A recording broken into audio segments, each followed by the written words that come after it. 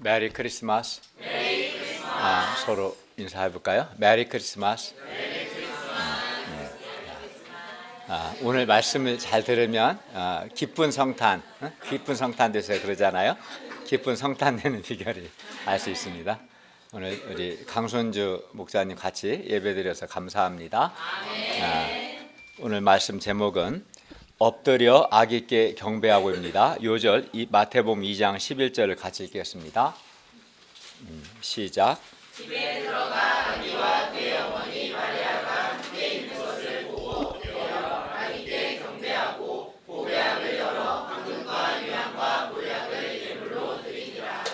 기도하겠습니다. 은혜로우신 주님, 오늘도 우리가 살아계신 성부, 성자, 성령 하나님을 예배하게 해주셔서 감사합니다. 주님을 기쁘시게 하는 예배가 되게 해주십시오. 또 우리의 많은 죄와 허물과 연약함을 예수님의 피의 은혜로 용서해 주시고 말씀을 통해서 은혜 주시고 하나님께 대한 소원을 덧입을 수 있도록 도와주시옵소서. 예수님의 이름으로 기도하였습니다. 아멘. 예수님께서 한 아기로 태어나신 것을 우리가 성탄이라고 하죠. 성탄. 이 예수님께서 한 아기로 태어나신 것 성탄이 우리 아까 인사할 때 메리 크리스마스 했잖아요. 기쁜 성탄 되세요 이렇게 인사했는데 이 성탄이 어떤 사람에게는 별로 안 기쁘기도 합니다. 기쁜 사람도 있고 그렇지 않은 사람도 있어요. 그러나 오늘 본문을 보면 동방에서 온 박사들은 예수님께서 한 아기로 태어나신 것, 이 성탄 때문에 매우 크게 기뻐했습니다. 즉 최고의 기쁨을 누렸습니다. 그러면 예수님께서 한 아기로 태어나신 것, 즉 이 성탄이 어떤 사람은 왜 별로 기쁘지 않고 또 왜 어떤 사람은 매우 크게 기쁠까요? 그 차이가 뭘까요? 사람들은 기쁨을 원합니다. 여러분도 기쁨 원하죠? 그러나 많은 사람들에게 기쁨이 없습니다. 그리고 어떻게 해야 기쁨을 얻을 수 있는가도 잘 모릅니다. 그러다 보니 기쁨을 원하는데 어떻게 해야 최고의 기쁨을, 최상의 기쁨을 얻을 수 있는가 모르니까 결국 이제 사람들은 주로 잔재미를 통해서 또는 쾌락을 통해서 이제 기쁨을 얻고자 하는 것을 봅니다. 그리고 잔재미나 쾌락을 추구하다가 이제 죄의 노예가 되거나 또 그러고 나서 무기력하게 되는 경우 또는 중독에 빠지는 경우도 많습니다. 결국은 기쁨을 얻고 싶지만 기쁨을 못 얻고 잔재미와 쾌락을 추구하다가 중독되고 또는 무기력하게 되고 또는 죄의 노예가 되기도 합니다. 그러면 우리가 어떻게 해야 매우 크게 기뻐할 수 있는가? 오늘 말씀을 통해서 배울 수 있기를 기도합니다. 아멘. 1, 2절을 보십시오. 헤롯 왕 때 예수님께서 유대 베들레헴에서 나심에 동방으로부터 박사들이 예루살렘에 이르렀습니다. 여기서 동방은 유대의 동쪽으로 페르시아로 추정됩니다. 그리고 동방으로부터 온 박사들이 구체적으로 어떤 사람들인지는 정확하게 없습니다. 법학 박사인지 천문학 박사인지 음악 박사인지 알 수 없어요. 그러나 박사라는 건 분명한데 한 가지 분명한 것은 그들은 이방인들이었다는 거고 그들은 이방인들이었지만 유대인의 왕 곧 그리스도를 찾았고 그리스도께 경배하고자 한 사람들이었다는 것. 이건 이제 분명하죠. 그들은 이방인이었고 유대인의 왕, 즉 그리스도를 찾아 그리스도를 경배하기 위해 온 사람들입니다. 동방에서 온 박사들이 묻습니다. 2절을 한번 읽어볼까요? 2절 시작. 유대인의 왕으로 나신 이가 어디 계시냐? 우리가 동방에서 그의 별을 보고 그에게 경배하러 왔노라 하니. 여기서 유대인의 왕은 그리스도를 가리킵니다. 그래서 2절에서 동방에서 온 박사들이 유대인의 왕으로 나신 이가 어디 계시냐라고 물었을 때 4절을 보시면 4절에서 헤롯이 유대인의 왕이라고 하지 않고 그리스도가 어디서 나겠느냐라고 유대인의 왕을 그리스도로 바꿔서 묻습니다. 왜냐하면 유대인의 왕은 그리스도를 가리키는 표현이었기 때문에 그런 거죠. 물론 모든 대제사장들이나 백성의 서기관들, 백성들 역시 유대인의 왕으로 나신 분이 나신 이를 그리스도로 알고 있었습니다. 그리고 히브리어로는 메시아, 헬라어로는 그리스도는 하나님께서 보내신 구원자를 가리킵니다. 여기서 유대인의 왕은 그리스도를 가리키고 그리스도는 우리의 구원자를, 하나님이 보내신 구원자를 가리킵니다.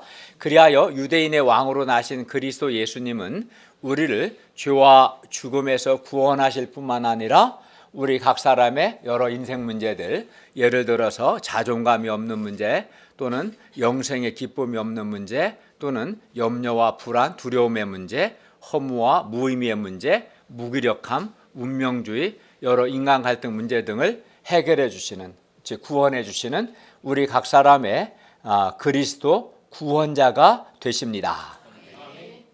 예수님은 유대인의 왕으로 나신 예수님은 우리를 구원하시는 우리 각 사람의 구원자이십니다. 그렇기 때문에 그리스도는 우리 각 사람에게 가장 중요한 분이십니다. 왜냐하면 우리를 죄와 죽음에서 여러 문제들에서 구원하시는 구원자가 되시기 때문이죠.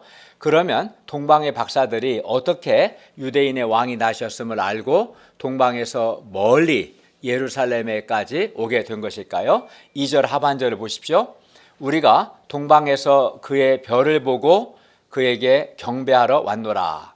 여기서 박사들이 우리가 동방에서 그의 별을 보고 라고 한 것을 보면 그의 별은 아마도 우리가 날마다 보는 일상적인 별이 아니라 유대인의 왕의 출생을 알리는, 즉 하나님의 특별한 계시를 위해서, 그러니까 유대인의 왕의 탄생을 알리기 위한 사용된 별이었을 것입니다. 동방의 박사들은 유대인의 왕, 즉 그리스도의 탄생을 알리는 한 별을 보았고 그 별빛의 인도함을 받아서 동방에서부터 예루살렘에까지 올 수 있었습니다. 당시 유대인들은 오늘날도 그렇지만 세계 각지에 흩어져 살았기 때문에 동방 박사들은 흩어져 사는 유대인들을 통해서 유대인의 왕에 대해서 알게 되었을 것이고, 그 유대인의 왕이 유대인들뿐만 아니라 세상 모든 사람들의 그리스도, 즉 구원자이심을 알게 되었을 겁니다. 그리하여 그들은 유대인의 왕의 별을 보고 그 별빛의 인도함을 따라서 예루살렘에까지 오게 되었습니다. 3절을 보십시오. 헤롯 왕과 온 예루살렘이 듣고 소동했습니다. 여기서 소동하다라는 단어는 마음이 혼란스럽고 불안하다, 두렵다라는 뜻입니다. 생각해 보면 유대인의 왕, 곧 그들의 그리스도 구원자가 나타났는데도 불구하고 그럼 기뻐해야 하잖아요. 그리스도가 구원자 탄생하셨으니까. 그러나 사람들은 전혀 기뻐하지 않고 오히려 소동했어요. 마음이 혼란스럽고 불안하고 두려웠습니다. 그러면 그리스도 구원자가 나셨으면 상식적으로 기뻐하고 그리스도께 경배를 해야지 왜 소동하는 것일까요? 헤롯은 아마도 유대인의 왕으로 나신 예수님께서 자기의 정치 권력을 빼앗을까 봐 불안했던 것 같고요. 백성들은 먹고 사는 현실 문제가 힘들고 세상 것에 마음이 빼앗겨서 그리스도에 대한 관심도, 그리스도를 경배하고자 하는 영적인 소원도 없었던 것 같습니다. 무엇보다 그리스도가 그들에게 얼마나 귀하고 중요한 분이신지를 깨닫지 못했습니다. 오늘날 사람들도 그렇죠. 성탄이 다가왔지만 막 먹고 사는 것에 신경 쓰고 여러 세상 일에 잔재미에 몰두하다가 그리스도에 대해서 별 관심이 없는, 가장 치명적인 것은 그리스도가 얼마나 귀하고 중요한 분이신지 모른다는 거죠.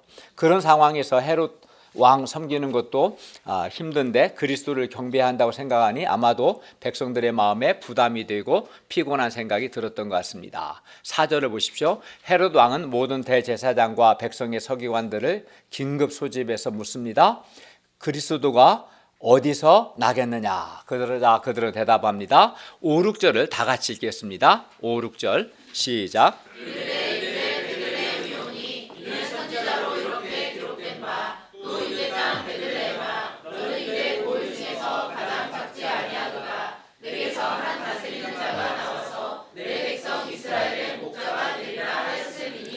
예, 그리스도께서 어디서 태어나시는가는 이미 오래전에 미가 선지자를 통해서 약 한 700년 전에 미가 선지자를 통해서 베들레헴이라고 예언되었고 성경에 기록되었습니다.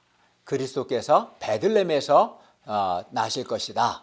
700년 전에 예언되었고 성경에 기록되었어요. 우리는 700년 후에 어떤 일이 일어날까 전혀 상상이 안 되죠.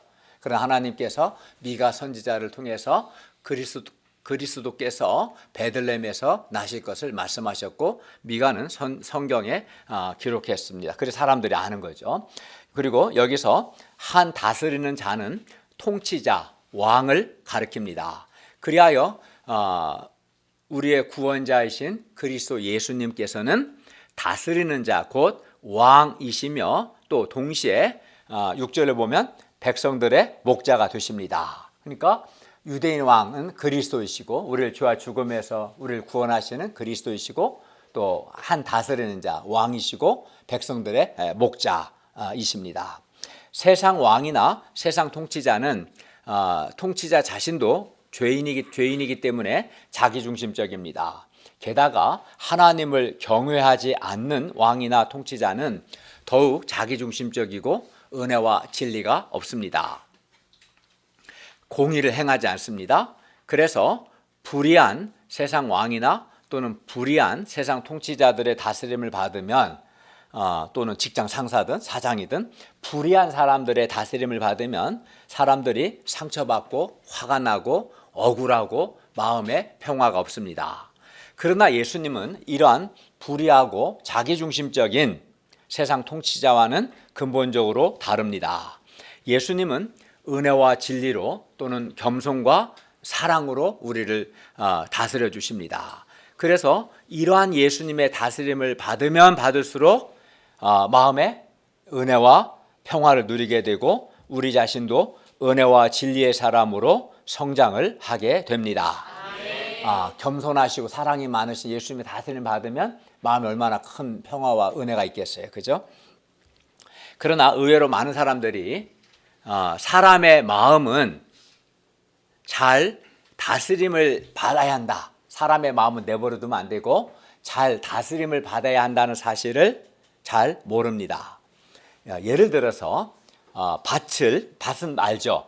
아무리 서울에서 자랐어도 논과 밭이 있잖아요.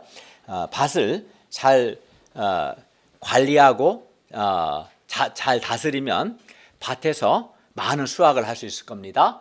그 고구마도 수확할 수 있고 감자도 수확할 수 있고 배추도 수확할 수 있고 밭에서 많은 농작물을 수확할 수 있죠.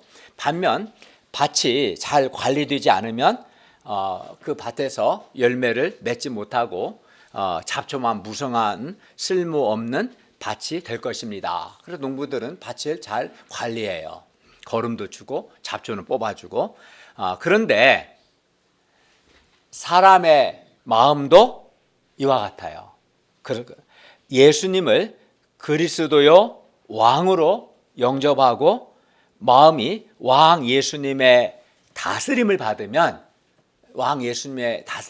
내 마음이 어떻게 되냐면 그 마음에서 죄의식과 정죄감, 염려, 두려움, 비교의식, 열등감과 같은 어두움이 사라져요. 왕 예수님의 다스림을 잘 받으면 이러한 어둠이 사라지고요. 세상이 줄 수 없는 마음의 참 평화와 기쁨과 행복을 누리게 됩니다.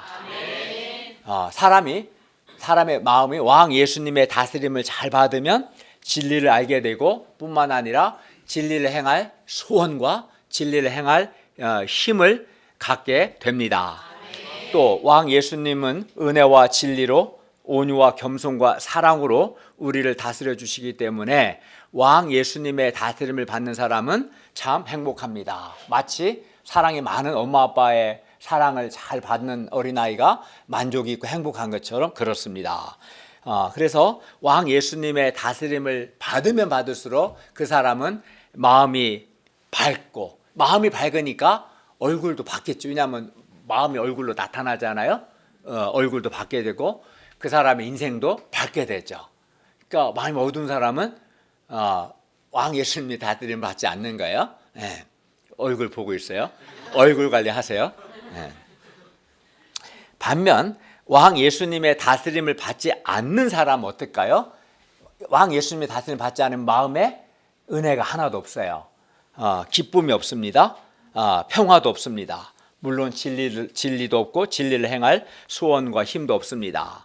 왕 예수님의 다스림을 받지 않으면 대신 마음에 불만족, 짜증이 많아지고요. 마음이 싸납고 거칠어져요. 왕 예수님 다스림을 받을 마치 밭에 온갖 그 잡초가 무성한 것처럼 왕 예수님 다스림을 받지 않는 사람은 마음에 은혜가 없어. 그러니까 얼굴에 기쁨이 없어요. 싸나워지고 거칠어지고 교만해지고 막 그렇습니다. 무엇보다 사람이 우리의 그리스도의 왕이신 예수님의 다스림을 받지 않으면 죄와 사탄의 다스림을 받게 되어서 그 마음이 자기중심적이 되고 이기적이 되고 미움, 분노, 정욕 등 각종 죄의 노예가 됩니다. 왕 예수님의 다스림을 받지 않으면 죄와 사탄의 다스림을 받아서 어두워지고 죄의 노예가 됩니다. 마음이 불안하게 되고 죄의 소욕이 컨트롤이 안 돼요. 제어가 안 됩니다. 정욕과 쾌락의 노예가 되고 돈의 노예가 됩니다. 쉽게 염려와 근심과 두려움과 같은 어둠에 빠지고 방황합니다. 한마디로 왕 예수님의 다스림을 받지 않으면 마음이 어둡습니다. 마음이 어두운 인생도 어둡죠. 그리고 죽은 후에는 그것이 끝이 아닙니다. 죽은 후에는 하나님의 심판을 받아 불과 유황이 타는 불못에 던져져 영원히 밤낮으로 고통할 것입니다. 여러분, 사람은 신이 아닙니다.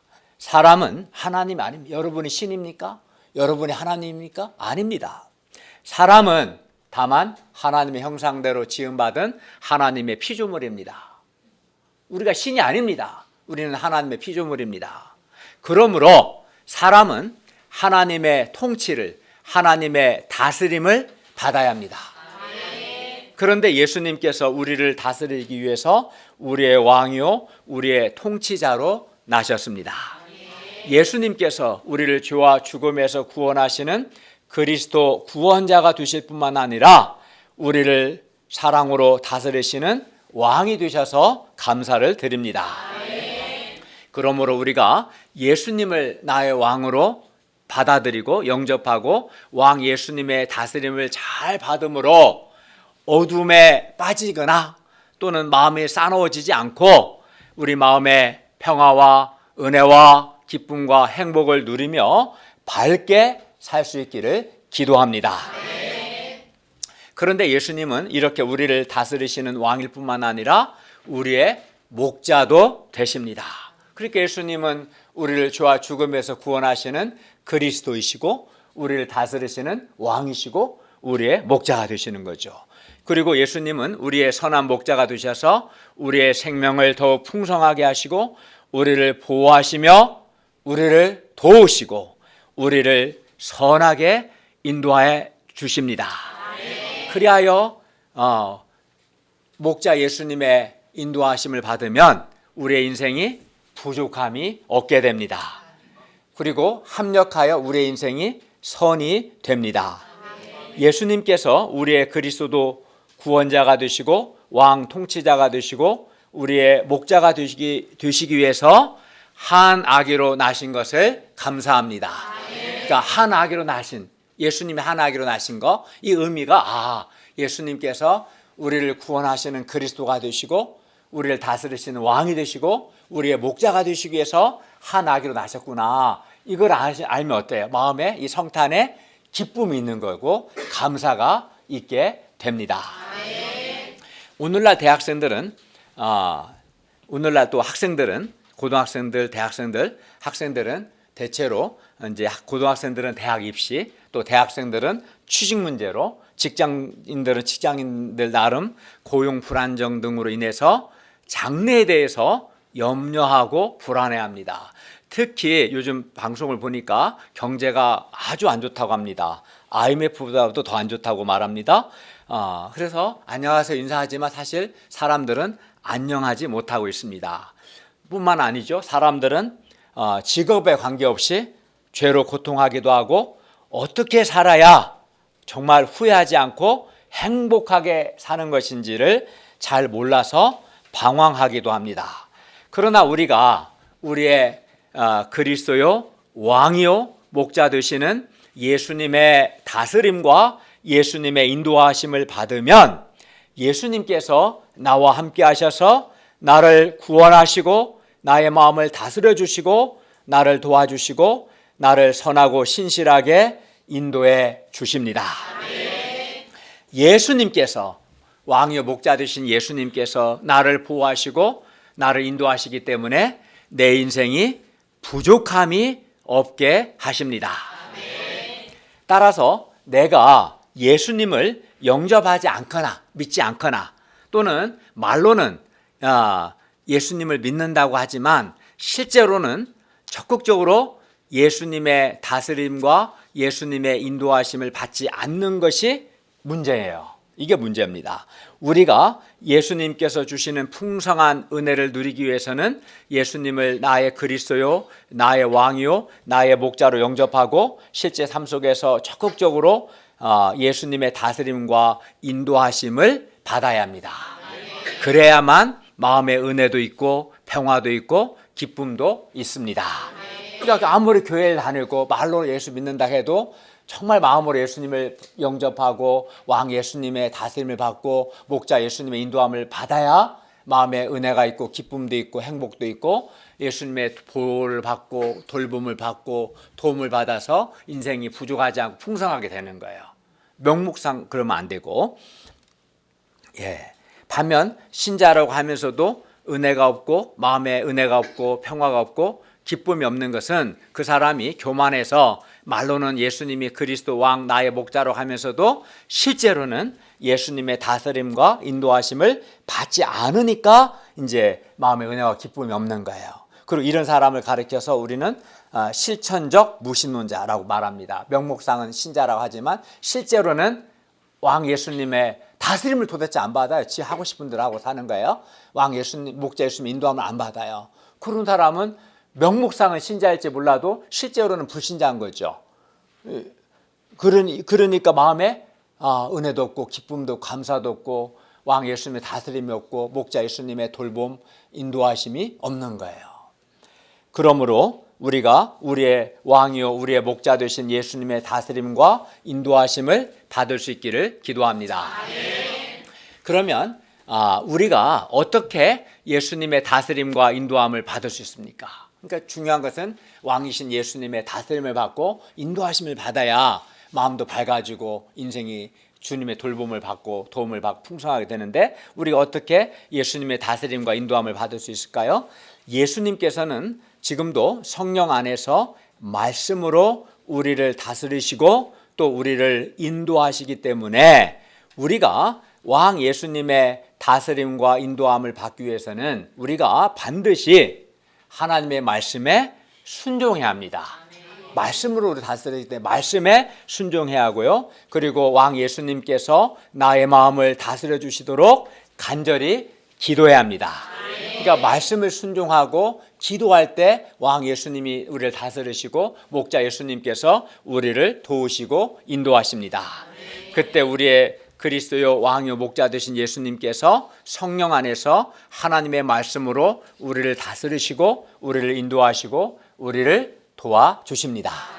저는 지난 32년 동안 이렇게 살았고 내 인생이 왕 예수님을 인해서 마음에 많은 어둠이 사라지고 내면이 밝아지고 마음에 기쁨이 있고 여러분 보기에도 그런 것 같지 않아요? 또 주께서 나의 목자가 되셔서 내 인생을 풍성하게 인도하시고 복 주시고 도와주셨어요. 그러니까 명목사의 진짜 신자, 진짜 예수 믿고 왕 예수님 말씀 순종과 기도를 통해서 왕 예수님의 다스림을 받고 목자 예수님의 인도함을 받는 사람은 체험을 하게 되고 이런 고백을 하게 돼요. 이렇게 하는 게 그게 정상적인 신자고 진짜 신자예요. 이러지 않는 사람은 가짜예요, 가짜. 우리 여러분은 진짜가 되기를 바랍니다. 7, 8절을 보십시오. 헤롯은 예수님을 정적으로 오해하여 예수님을 죽이고자 했습니다. 그리하여 가만히 박사들을 불러서 별이 나타난 때를 자세히 묻고 베들레헴으로 보내며 말합니다. 8절 하반절, 가서 아기에 대하여 자세히 알아보고 찾거든 내게 고하여 나도 가서 그에게 경배하게 하라. 그러나 이는 새빨간 거짓말이었습니다. 9절을 보십시오. 박사들이 왕의 말을 듣고 갈 때 동방에서 보던 그 별이 문득 앞서 인도하여 가다가 아기 있는 곳 위에 머물러 서 있었습니다. 그리하여 그들은 별을 보고 매우 크게 기뻐하고 기뻐했습니다. 10절을 읽겠습니다. 시작. 그들이 별을 보고 매우 크게 기뻐하고 기뻐하더라. 예, 이는 매우 크게 기뻐하고 기뻐한 것은 그들이 유대인의 왕 곧 그리스도를 만난 기쁨입니다. 매우 크게 기뻐하고 기뻐하더라. 매우 크게 기뻐하고 기뻐하더라 라고 한 것을 보면 이 기쁨은 최고의 기쁨이요 세상 그 어디에서도 얻을 수 없는 최상의 기쁨인 것을 알 수 있습니다. 여러분이 요 몇 달 사이에 이렇게 말한 적 있어요? 야, 기쁘다. 기쁘다? 야, 기쁘다? 정말 기쁘다? 이것보다 더 큰 거지. 매우 크게 기쁘고 또 기쁘다. 이렇게 말한 경험이 있습니까? 동방박사들 고백이라는 거예요. 매우 크게 기뻐하고 기뻐하더라. 더 이상 표현할 수 없을 최고의 최상의 기쁨을 누린 거예요. 이 기쁨은 내면 깊은 곳에서 솟아나는 영혼의 참된 기쁨이었습니다. 물론 세상에도 기쁨이 있습니다. 직장 다니는 분들은 연봉이 인상될 때 보너스를 많이 받을 때 기쁨이 있을 겁니다. 좋은 대학에 원하는 대학에 입학하거나 또는 원하는 직장에 취직이 되었을 때도 기쁨이 있습니다. 학생들이 장학금을 받거나 또는 우리가 선물을 받을 때 받고 싶은 선물 받을 때도 기쁨이 있습니다. 또 많은 사람들이 게임이나 오락이나 술이나 정욕동을 통해 기쁨을 얻고자 합니다. 우리는 이런 기쁨을 가리켜 잔재미 또는 쾌락이라고 부릅니다. 그러나 이러한 잔재미는 잠깐은 기쁨이 있지만 그 기쁨은 곧 사라지고 오히려 사람을 무기력하게 하고 더욱 목마르게 할 뿐입니다. 심한 경우는 중독되게 하기도 합니다. 그러나 동방박사들의 기쁨은 이러한 세상 기쁨과는 근본적으로 다른 최고의 기쁨, 최상의 기쁨이었습니다. 그래서 그리스도를 만남으로 인한 기쁨과 세상 잔재미로 인한 기쁨은 질적으로 다릅니다. 박사들은 정말 매우 크게 기뻐하고 기뻐했습니다. 11절을 보십시오. 박사들은 집에 들어가 아기와 그의 어머니 마리아가 함께 있는 것을 보고 엎드려 아기께 경배하고 보배압을 열어 황금과 유향과 몰약을 예물로 드렸습니다. 여기서 경배란 예배로서 그리스도요 왕이요 목자 되시는 예수님께 자신의 전부를 드리는 헌신이요 예수님께 대한 복종과 충성입니다. 그게 경배죠. 그들은 인간적인 생각을 하지 않았어요. 왜냐하면 아마 마리아는 가난했기 때문에 그가 들어간 집은 아주 초라한 집이었을 거예요. 그리고 한 아기예요. 근데 그 아기로 나신 분은 그냥 평범한 아기가 아니라 그리스도요 왕이요 목자이신 성자 하나님이시잖아요. 그래서 아기께 그리스도요 왕이신 목자이신 성자 하나님께 경배한 거고, 경배는 예배죠. 온전한 헌신이고 복종과 충성입니다. 박사들은 그들에게 있는 가장 귀한 것으로 예수님께 경배했습니다. 예수님께 예배드렸어요. 황금과 유향과 몰약은 당시 귀한 것들로 이 보배압에는 예수님께 대한 그들의 감사와 사랑과 그리고 복종, 헌신, 충성이 담겨 있었습니다. 그리고 오늘날 하나님께 드리는 우리의 예배와 우리의 삶도 이와 같아야 합니다. 우리도 예수님께 경배해야 합니다. 우리도 성부, 성자, 성령 하나님께 삼위 하나님께 경배하는 예배해야 합니다. 그리고 우리가 삼위 하나님께 경배한다는 것, 예배 드린다는 것은 우리가 하나님께 감사와 사랑의 마음을 드리는 것이고, 동방박사들처럼 또 하나님께 순종하고 헌신하고 충성하는 것입니다. 그러므로 하나님께 대한 감사와 사랑, 순종, 헌신, 충성이 빠진 그런 예배와 그런 삶은 가짜입니다. 그건 경배도 아니고 예배도 아닌 겁니다. 그냥 종교 행사에 참석한 것 뿐입니다. 그건 예배가 아니죠. 경배, 예배에는 반드시 하나님께 대한 감사와 사랑과 순종, 헌신, 충성이 있어야 합니다.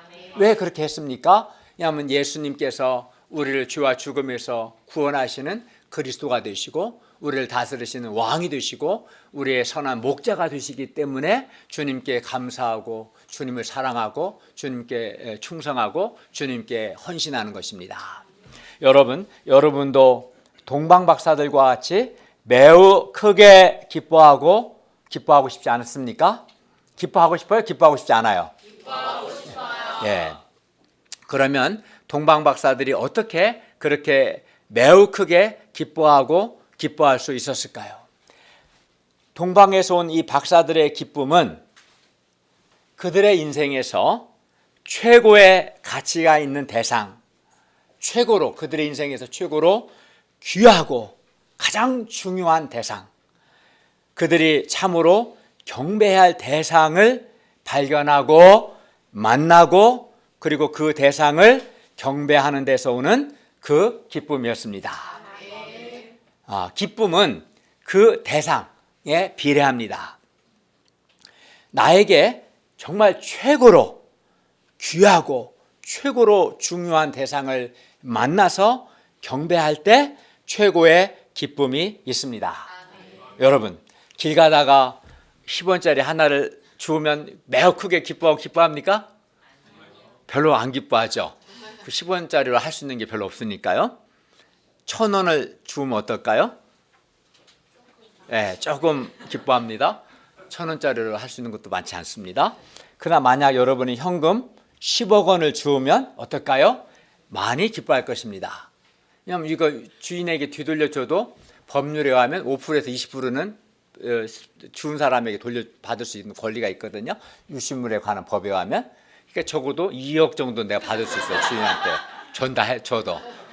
그래도 안 기뻐요? 최용현재님 기뻐요? 안 기뻐요? 2억은 없잖아. 2천원만 넘는데 기뻐 안 기뻐요? 네, 기쁘죠. 그러니까 기쁨은 그 대상에 비례합니다. 기쁨은 그 대상의 가치에 비례합니다. 이와 같이 동방박사들에게 있어서 예수님은 그들의 그리스도가 되시고 왕이 되시고 그들에게 목자가 되시기 때문에, 즉 최고로 귀한 분이셨기 때문에 박사들은 매우 크게 기뻐했던 것입니다. 유대인의 왕으로 나신 예수님은, 유대인 왕으로 한 아기로 나신 예수님은 그들을 죄와 죽음에서 구원하실 수 있는 그리스도 구원자요, 또 은혜와 진리로 그들을 다스리시는 왕이시고, 그들의 생명을 풍성하게 하시고 그들을 인도하시는 목자가 되시기 때문에 그들에게 있어서, 또 우리에게 있어서 예수님은 최고로 귀한 분이십니다. 동방박사들은 부족할 것이 없는 좋은 인간 조건을 가진 박사들이었지만, 이러한 그들에게도 그들의 힘으로는 도저히 해결할 수 없는 인생 문제가 있었는데, 그것은 바로 죄와 죽음의 문제였습니다. 죄와 죽음의 문제만큼은 그들의 힘으로 해결할 수 없었습니다. 세상 그 누구도 그 무엇도 죄의 문제, 죽음의 문제만큼은 해결해 줄 수 없었습니다. 그들의 높은 사회적인 지위와 학문과 그리고 뛰어난 인간적인 조건도 그들 내면의 죄의식, 정죄감, 불안, 두려움, 죽음, 허무, 무의미 등의 내면 문제를 해결해 줄 수는 없었습니다. 그런데 예수님은 인간의 죄와 죽음의 문제를 해결해 주시는 그리스도로 오셨습니다. 그리하여 박사들은 이 예수님을 찾아 경배하고자 했던 겁니다.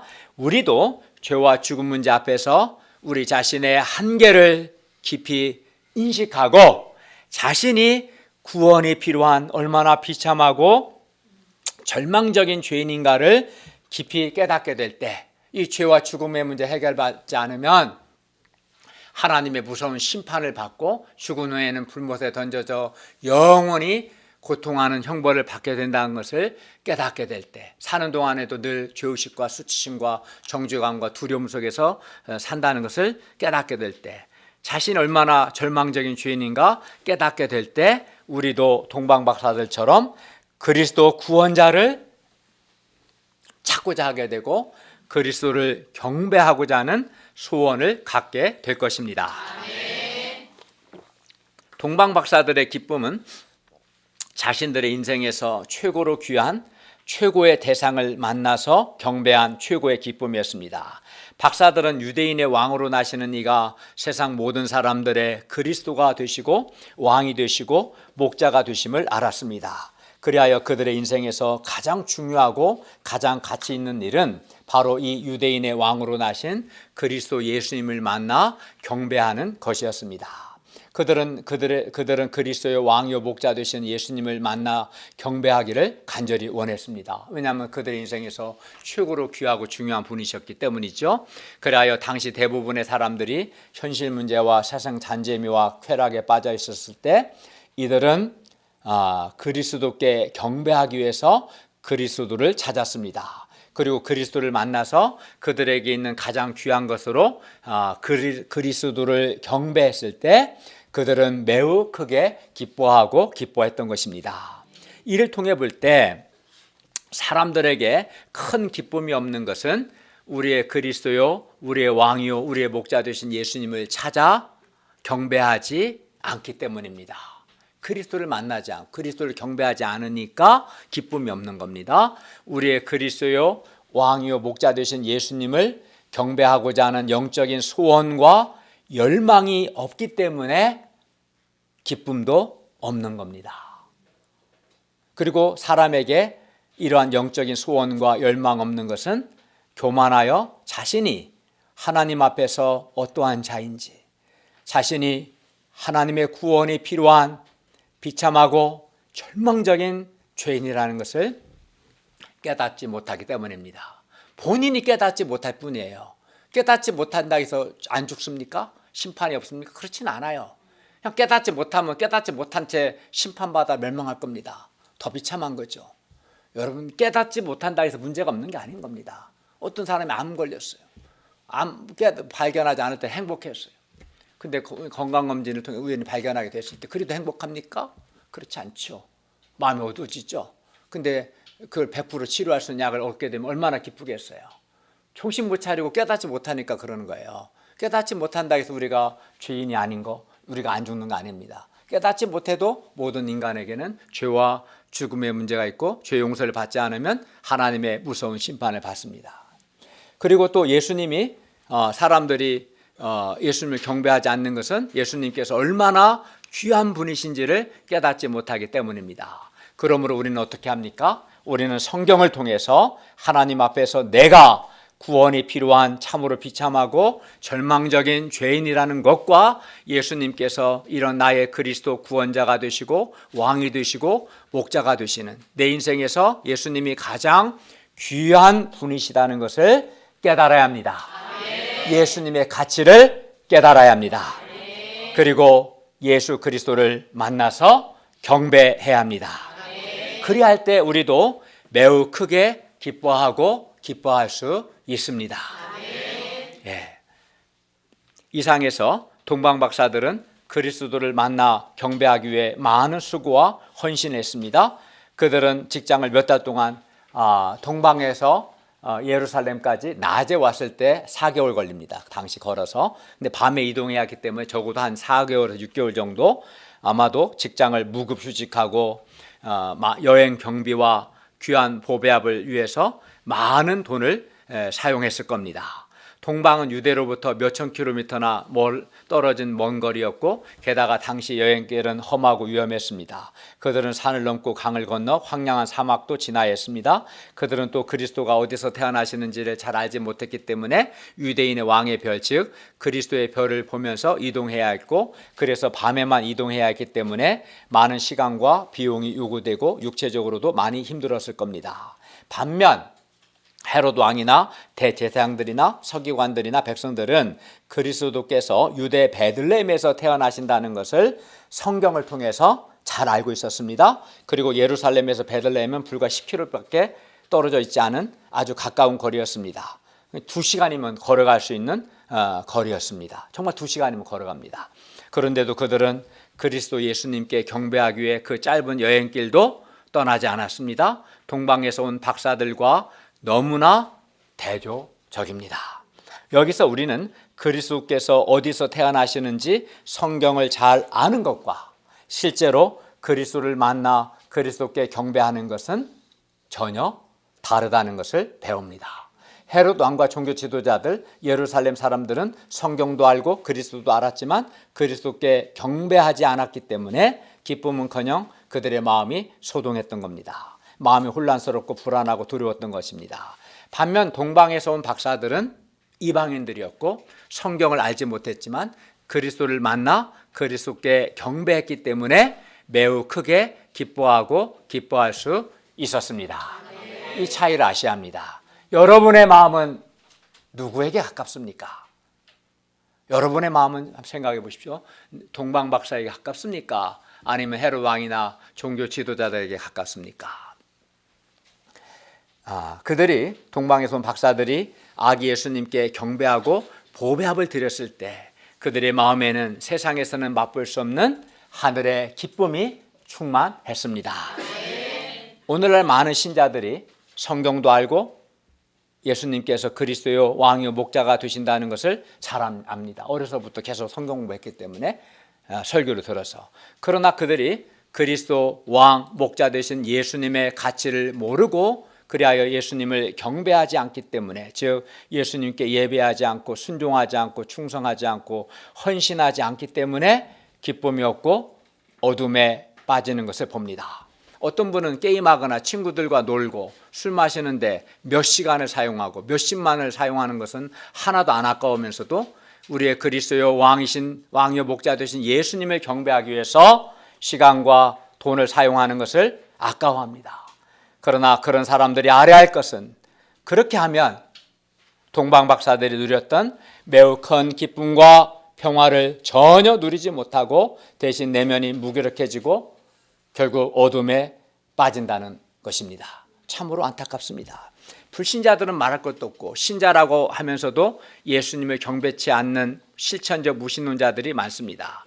이런 자들은 회개를 해야 합니다. 정신 차려야 합니다. 회개합니다. 신앙은 한마디로 경배입니다. 그러므로 우리는 예수 그리스도께 경배해야 합니다.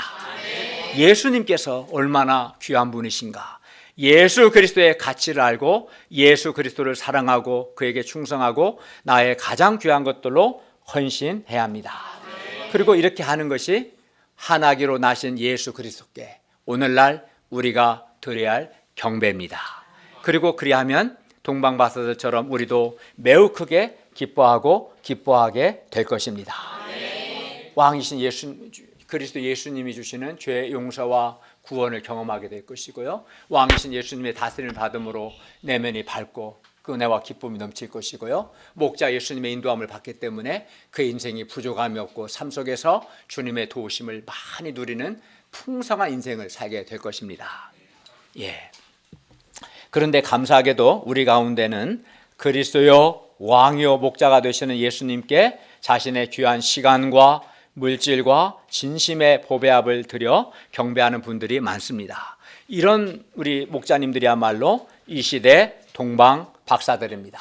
참으로 귀한 분들입니다. 예수님을 믿는다고 말만 하고 실제로는 예수님께 경배하지 않는 실천적 무신론자들이 많은 이 시대에 캠퍼스 전도와 예배 초청을 위해서 자신의 진심과 시간을 드리고 주님의 교회를 위해서 자기 재능을 드리고 또 교회를 섬기기 위해서 자신의 돈을 드림으로 예수님께 경배하는 분들이야말로 또 성탄 축하 예배를 위해서 자신의 마음과 시간을 드리는 분들이야말로 정말 보석보다 더 귀한 이 시대의 동방 박사들입니다.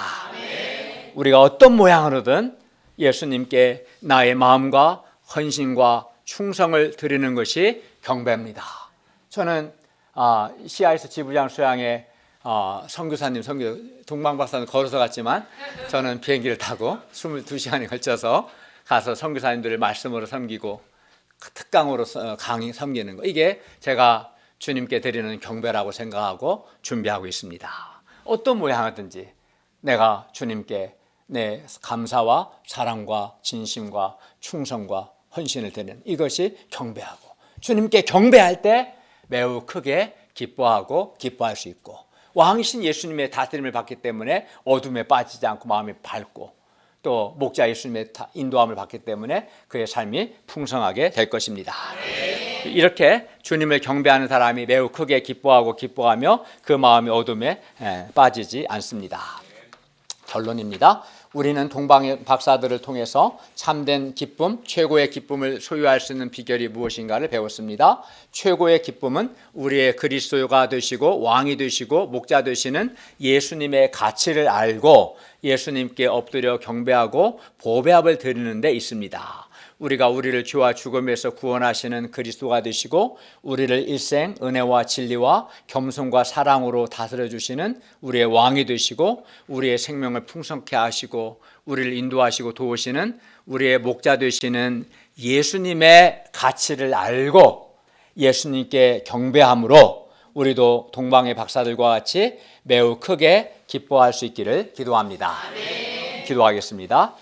은혜로우신 주님, 오늘 말씀을 통해서 한 아기로 나신 예수님께서 우리의 그리스도요 왕이요 목자 되심을 가르쳐 주셔서 감사합니다. 왕이신 예수님의 다스림을 받고 목자 예수님의 인도함을 받음으로 우리의 내면이 밝고 우리의 삶이 풍성케 해주시고 저희가 주님께 동방의 박사들처럼 경배하는 가운데 기쁨이 충만할 수 있도록 도와주시옵소서. 또 이번 주 화요일 성탄 축하 예배도 이러한 경배의 시간이 되게 하여 주시옵소서. 예수님의 이름으로 기도하였습니다. 아멘.